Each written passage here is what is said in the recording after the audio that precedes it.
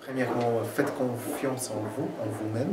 C'est ça ce qu'il y a de plus important, parce que si vous ne croyez pas en vous, il n'y aura personne qui va croire en vous. Donc, trouvez des points forts en vous, tout simplement, et n'hésitez pas à postuler. Comme on dit en Angleterre, en anglais, the sky is the limit.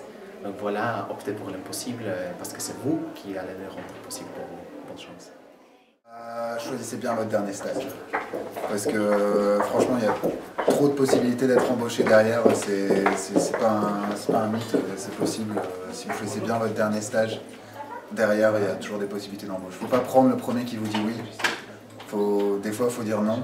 On vous dit oui, vous dites ouais, mais non, finalement, la mission ne me plaît pas ou il n'y a pas de débouché derrière. Il faut bien choisir le dernier stage. Il faut savoir que justement, le fait de... En fait, par exemple, moi, pour mon cas, le Master ANI, j'ai fait que la première année. Et ça permet de faire en entonnoir, c'est-à-dire qu'on a un panel de différentes choses qu'on apprend et après on peut se spécialiser. Donc soit terminer son Master et refaire un Master 2 derrière, ce qui se fait beaucoup, un Master 2 ou un MBA. Soit, comme moi, comme j'ai eu une opportunité sur Paris, je suis restée sur Paris et parce que le Master 1 m'a fait découvrir plein de choses, le marketing, le droit, la communication, et c'est la com qui m'a plu et c'est pour ça que ma deuxième année, j'ai centré sur la communication. Moi, si j'avais un conseil, c'est surtout de ne pas baisser les bras et de chercher là où on a vraiment envie de trouver. Moi, c'était le textile. J'ai fait toutes les centrales d'achat de textile, j'ai fait vraiment toutes les entreprises de textile, j'ai fini par trouver. Et après, c'est persévérer dans le domaine dans lequel on souhaite évoluer. Voilà. Et moi, c'est pas hésiter à prendre un master assez général et après de se spécialiser au fur et à mesure pour rester assez large, en fait, pouvoir s'adapter à plusieurs offres d'emploi et pas seulement à être bloqué dans un secteur. Parce qu'aujourd'hui, c'est plus difficile de trouver du travail, et donc ça permet vraiment de faciliter la tâche, d'être spécialisé, mais aussi rester dans un domaine assez large. Juste une chose aussi pour insister dessus, c'est que l'importance des stages, oui, et ne pas se dire j'ai fait ce stage, ça m'a rien apporté parce que c'était nul, parce que j'aime pas. Non, ça a apporté quelque chose, c'est un choix que vous ne ferez pas, c'est une élimination. Vous avez fait ce stage, ça vous a pas plu, c'est une chose que vous barrez et que vous savez que vous ne voulez pas faire. Et ça vous apporte aussi. Déjà, il ne faut pas se dévaloriser par rapport aux écoles de commerce. On a tous des qualités, à la fac on apprend vraiment beaucoup de choses. Même si on n'a pas beaucoup d'heures de cours, en LEA on en a quand même pas mal, mais il faut faire des choses à côté. S'investir dans des associations, des festivals, même si on peut bosser dans une entreprise qui n'a même pas forcément de rapport avec nos études, mais rien que le fait d'avoir des pieds dans une entreprise, ça aide.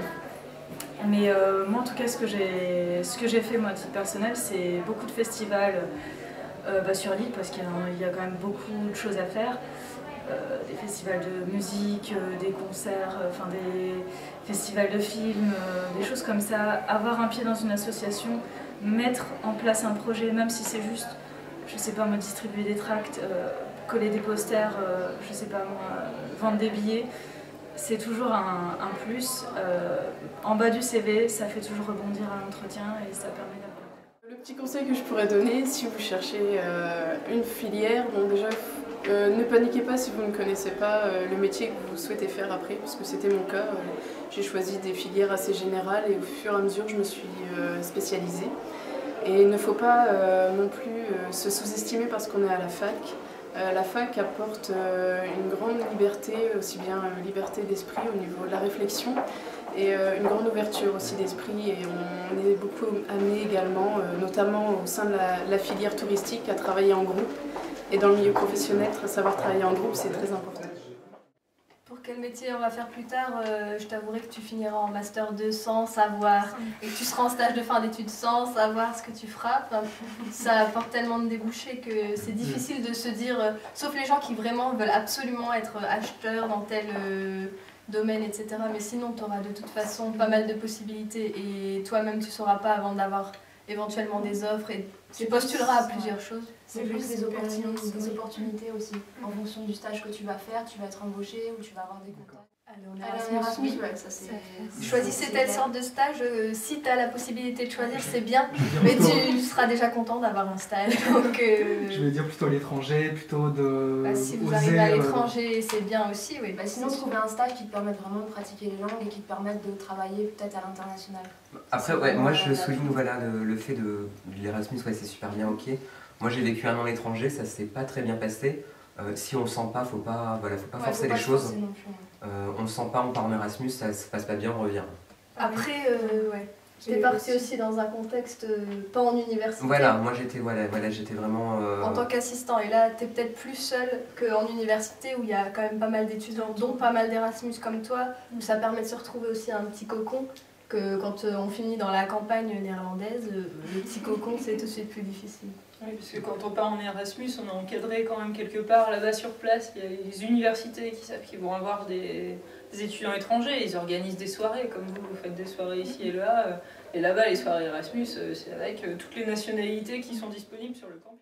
Ce que je pourrais conseiller, je ne sais pas si je suis de très bon conseil, parce que pour moi c'était clair et net que je voulais faire de la traduction et tout ce qui est les autres masters qui sont plus axés vers, je ne sais pas trop ce qu'il y a, commerce, gestion, plus ces choses-là, c'est pas trop mon dada. Après, je sais que c'est des métiers porteurs et qui sont en grand boom, j'ai l'impression. Je connais énormément de gens qui sont plutôt dans le commerce, dans les ventes et qui ont des bons postes. Donc je sais que si les gens pensent qu'ils ont les capacités dans ces matières-là, il faut foncer parce que je suppose que c'est très intéressant et que ça marche bien.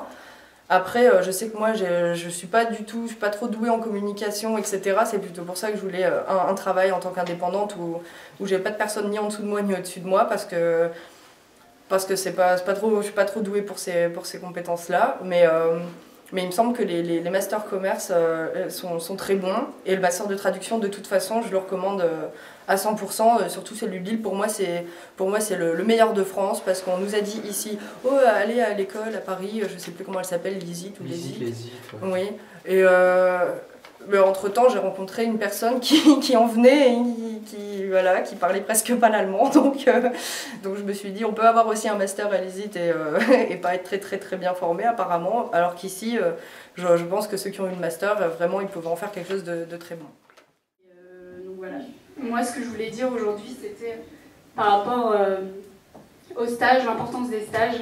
Surtout, rechercher dans le domaine qui vous intéresse, qui vous plaît, pour ensuite acquérir de l'expérience et se vendre après sur le marché du travail. C'est vraiment c'est un tremplin. Pour moi, le stage de Master 2 était vraiment un tremplin. Voilà, surtout n'hésitez pas à postuler, même si vous pensez que vous ne serez pas à la hauteur. On a parfois des surprises et des bonnes surprises. Donc voilà. Et Erasmus aussi, tentez-le, vraiment, ça vaut le coup. Le message, c'est clairement prenez tout ce que vous pouvez prendre, c'est-à-dire ce genre de projet. Quand vous êtes devant un recruteur, ça vous permet de vous appuyer sur des faits concrets, dire voilà, j'ai participé à un projet de A à Z, d'un point de vue, il y a l'aspect technique, effectivement, mécanique, moi ça m'intéressait, mais il y a aussi l'aspect commercial, puisque c'est pas gratuit ce genre d'événement, c'est déjà 7 000 € d'investissement. Il faut trouver le budget, il faut se batailler, il faut aller voir les Auchan, les Cora, les garagistes, n'importe qui, il faut les convaincre de notre projet et puis les emmener avec nous.